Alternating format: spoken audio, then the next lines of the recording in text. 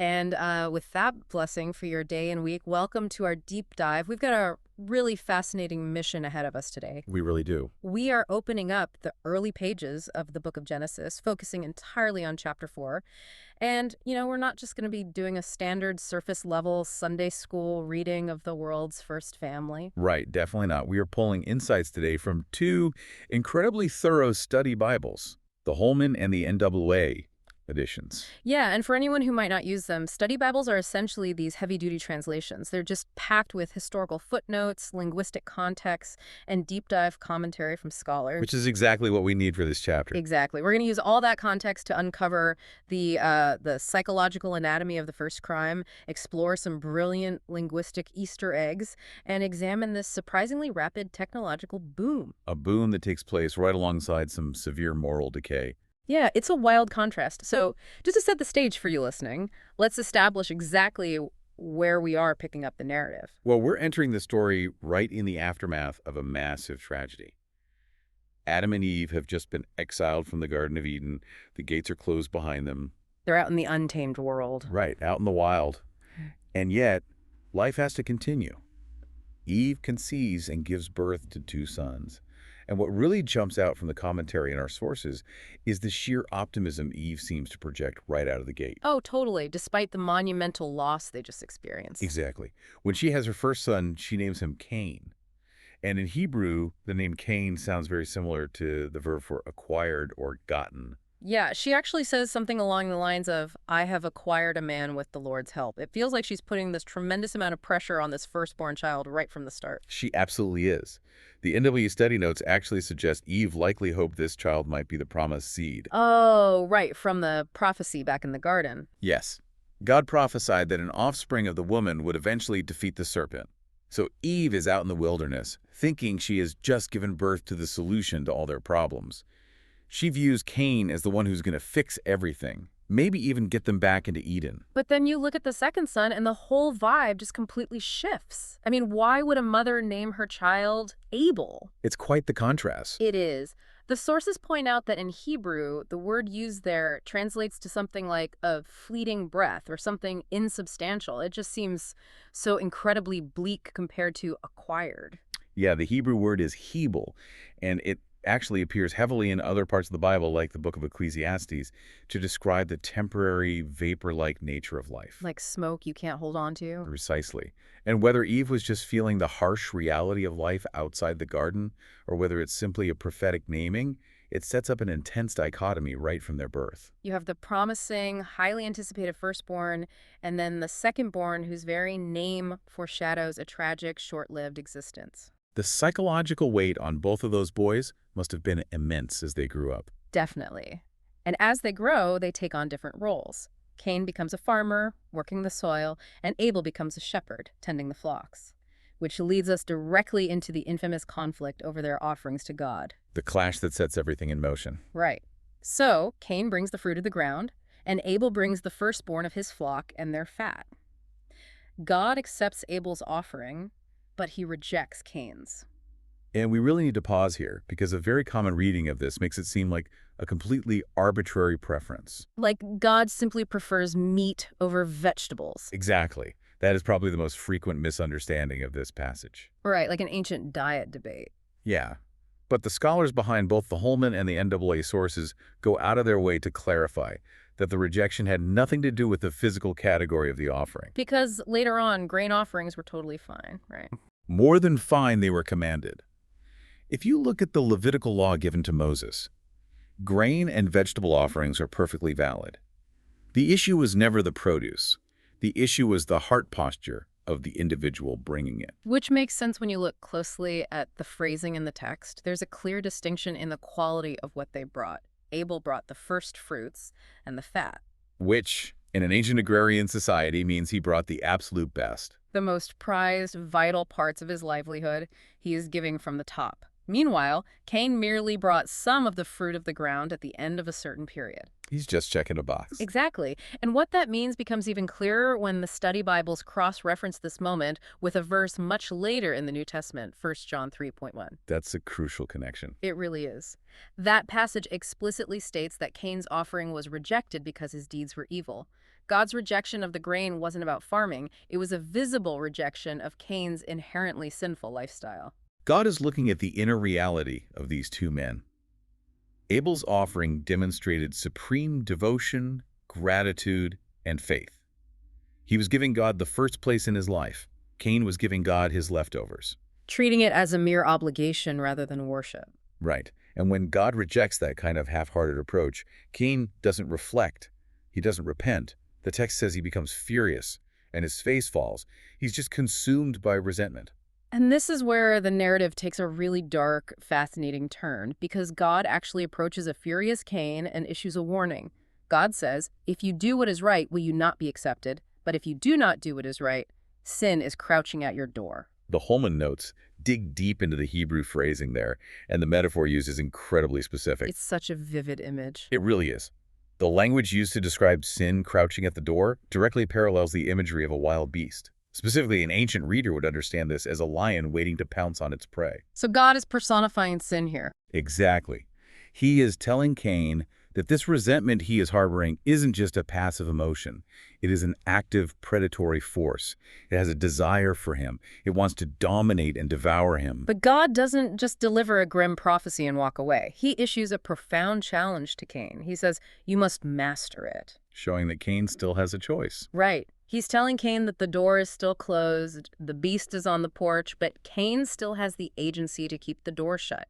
He doesn't have to become a victim to his own anger. It is a crucial moment of human agency. But, as the story tells us, Cain opens the door. And the way he does it is particularly chilling. The NAA notes highlight that this wasn't a crime of passion, was it? Not at all. It wasn't two brothers getting into a heated argument where things accidentally escalated into manslaughter. Yeah. There's a phrase Cain uses. Let's go to the field. He actively lures Abel. Yes, he invites his own brother away from the safety of their family, away from any potential witnesses, out into an isolated area. It's a deliberate, cold-blooded, premeditated ambush. He rises up against his brother and murders him. And the scholars point out how rapidly the human heart has deteriorated at this point. I mean, the previous generation merely took a piece of forbidden fruit. Within one single generation, humanity has progressed to committing calculated fratricide. That escalation is terrifying. And after the murder takes place, God steps back into the narrative. He comes to Cain and asks a question. Where is Abel, your brother? Which is a distinct divine practice of interrogation. Like what happened with Adam. Exactly the same pattern. When Adam sinned in the garden, God didn't immediately strike him down. God walked into the garden and asked, where are you? God knew exactly where Adam was, just as God knows exactly where Abel's body is buried in the field. So the question isn't about gathering information. No, it's an invitation. It's an opportunity for Cain to break down, confess, and show some kind of remorse for what he has done. But Cain's response is the polar opposite of remorse. He looks right back and says, I don't know, am I my brother's keeper? And there is a profound linguistic irony going on with that specific word, keeper. There really is. The Hebrew word used there is shamar, which means to guard or to protect.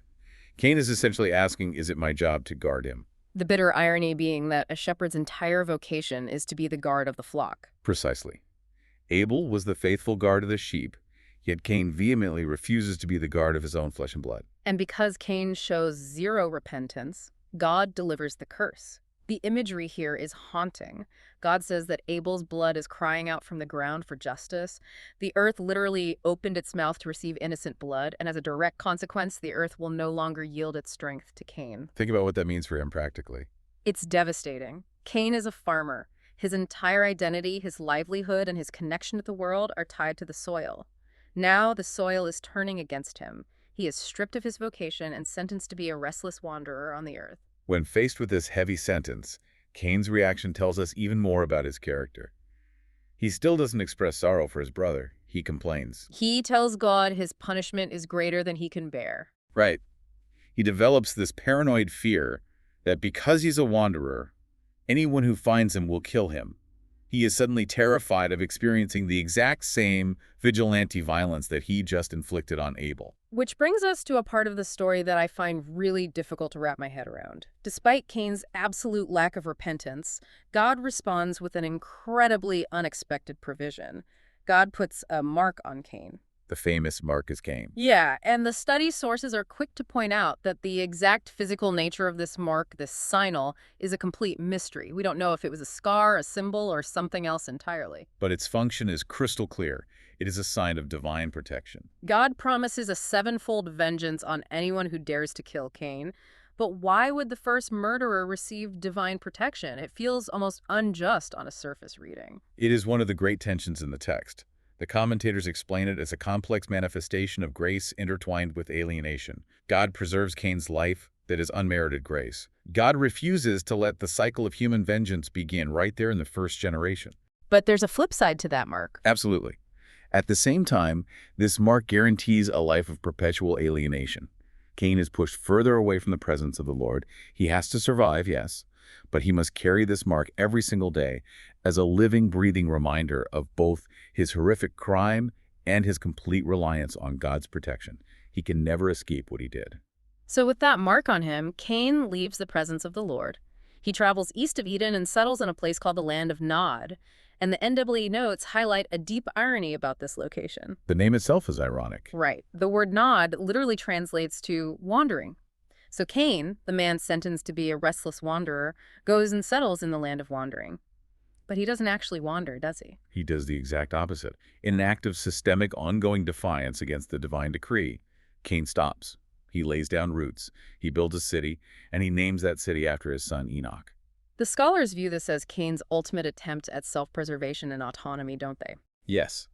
God told him he would be a wanderer, and Cain's response is to build a fortress. He is trying to manufacture the security and stability that he lost when he was exiled from God's presence. He is building his own counterfeit Eden, and this leads us to the cultural and technological boom of Cain's lineage.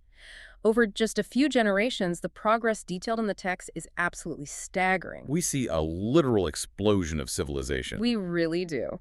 The study Bibles break down the specific advancements made by Cain's descendants, starting with a man named Jabal. Jabal revolutionizes the way humanity interacts with the environment. He becomes the father of those who live in tents and raise livestock. We've moved far beyond Abel's simple sheep herding. This is the dawn of nomadic pastoralism. Exactly.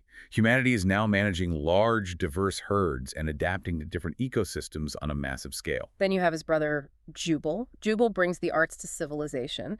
The text says he is the father of all who play stringed and wind instruments, specifically the harp and the flute. He is inventing music. He is bringing beauty and melody into a harsh world. And right alongside him is Tubal-Cain. This figure is the master of metallurgy.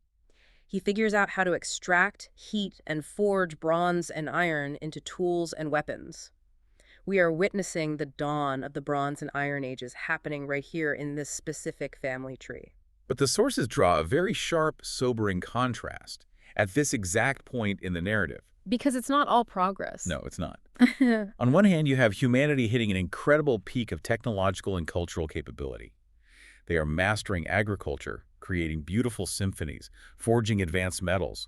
But simultaneously, humanity is descending into a terrifying moral valley. The peak of human ingenuity is matched only by the depth of human depravity. And the embodiment of that moral valley is a man named Lamech. Lamech is the seventh generation from Adam through Cain's line. And the text introduces him by noting that he's the very first polygamist in the biblical record. He marries two women, Ada and Zillah. The commentary explicitly points out that this is a direct, deliberate violation of the original design for marriage established back in Eden. Lamech operates on a philosophy of pure acquisition. He takes what he wants, whenever he wants it, treating women as property to be accumulated. But his true, dark masterpiece is a short piece of poetry he recites to his wives. The Holman notes refer to this as the Song of the Sword.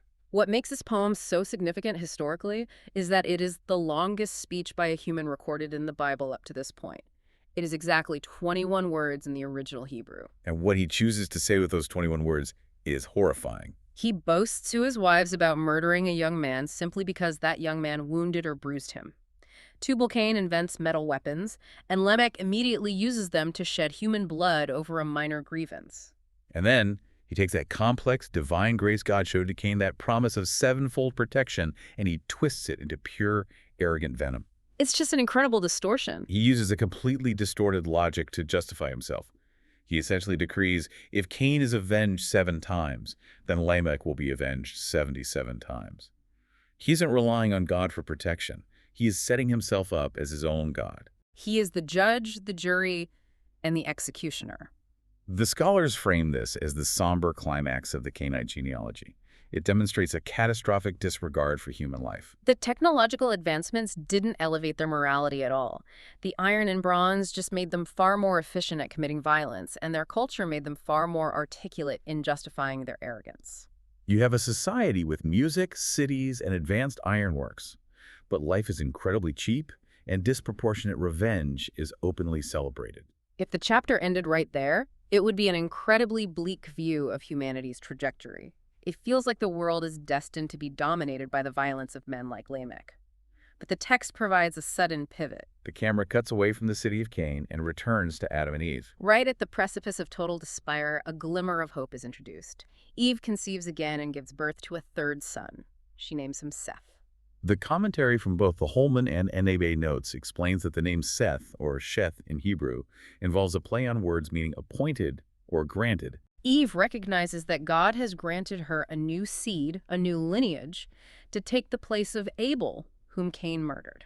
After generations of human striving and failing, she is acknowledging God as the sovereign giver of life. Seth grows up and has a son of his own, and he names him Enosh. The meaning of that name is a massive theological shift from everything we just saw in Cain's family tree. Enosh translates to humanity, but it carries a very specific connotation of frailty or weakness. Yeah. Think about the cultural contrast taking place here. It's night and day. Cain's line, culminating in Lamech, is actively boasting about their strength, their metal weapons, and their ability to enact 77-fold vengeance. They are entirely self-reliant and proud. While Seth's line names their child weakness, they are publicly recognizing their inherent frailty and their desperate need for something outside of themselves. Which leads perfectly into the final beautiful note of Genesis chapter 4. Both of our study Bibles emphasize the weight of the closing sentence of the chapter. At that time, people began to call upon the name of the Lord. Or, as the NAA points out using the original text, they began to call upon the personal name of God, Yahweh. This signifies the birth of corporate worship. While Lamech was busy composing violent poetry dedicated to his own ego, the descendants of Seth were gathering together to publicly invoke, adore, and depend on the name of Yahweh. It is the beginning of a community of faith. It stands in brilliant contrast to the arrogant, walled-off self-reliance of Cain's city. It really does. So, after unpacking all of this ancient history, what does it mean for you listening right now? Why does a text detailing the dawn of agriculture and the first murder matter to your daily life? It matters because it holds up a very uncomfortable mirror to our modern world. It shows us, with startling clarity, that technological advancement does not automatically equal moral advancement. We see the exact same pattern today. Whether humanity is mastering bronze and iron in the ancient world or developing global networks, smartphones, and artificial intelligence today, our tools continually get sharper. But the human heart remains remarkably unchanged. That wild beast of anger, pride, and resentment. It is still crouching at the door of human hearts, waiting for the opportunity to devour. The challenge God issued to Cain, "You must master it," is the exact same challenge faced by every generation since. Which brings us to a final thought for you to ponder as you move through your week. We spent a lot of time talking about Cain building the city of Nod, a place of wandering, where he used technology to create a fortress of self-reliance, totally alienated from God. Think about the modern equivalent of the city of Nod. Today, we build massive digital cities. The internet allows us to construct sprawling networks where we can wander endlessly. Interacting with millions of people, yet remaining entirely anonymous and fundamentally disconnected from true community. It is a form of digital wandering.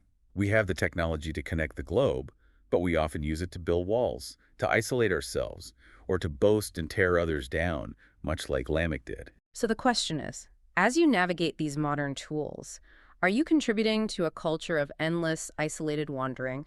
Or are you using your capacity to build spaces where genuine connection is fostered, your own frailty is acknowledged, and the divine is actively invited in? That is a profound concept to reflect on. It really is. Thank you for joining us on this exploration of Genesis chapter 4. We've traced the anatomy of the first crime, the birth of civilization, and the enduring nature of the human heart.